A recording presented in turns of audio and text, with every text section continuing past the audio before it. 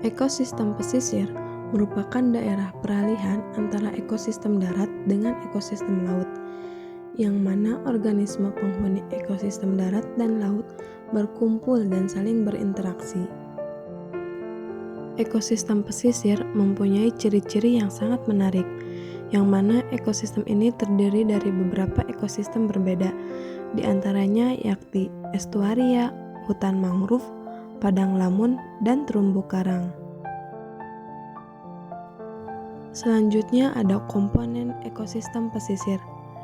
Ekosistem pesisir terdiri dari komponen biotik dan abiotik. Komponen biotik penyusun ekosistem pesisir ini terbagi menjadi 4, yakni produsen, konsumen primer, konsumen sekunder, dan dekomposer. Yang berperan sebagai produsen dalam ekosistem pesisir adalah mereka yang mempunyai klorofil dan berfotosintesis, sehingga dapat menghasilkan zat organik kompleks dari zat anorganik sederhana, atau disebut dengan vegetasi autotrof. Contohnya alge dan fitoplankton.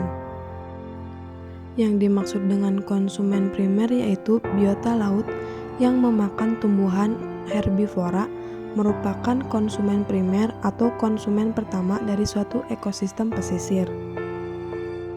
Yang dimaksud dengan konsumen sekunder yaitu semua organisme yang memakan hewan atau karnivora berperan sebagai konsumen sekunder dalam ekosistem pesisir.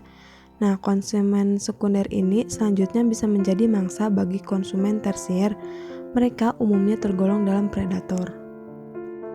Yang dimaksud dengan dekomposer yaitu pengurai dalam ekosistem pesisir, ialah organisme avertebrata dan bakteri yang memakan materi organik mati seperti dedaunan yang mati dan bangkai biota laut.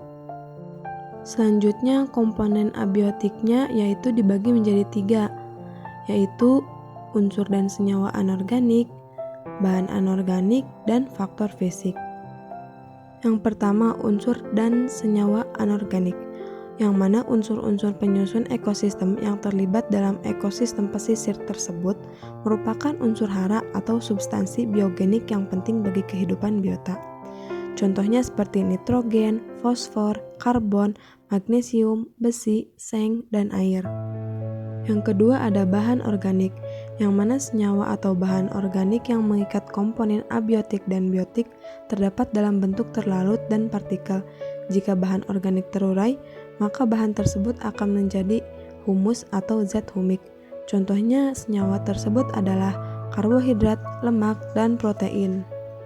Yang ketiga ada faktor fisik, yang mana komponen abiotik ini membatasi kondisi kehidupan. Faktor-faktor ini selalu berada dalam satu seri gradien.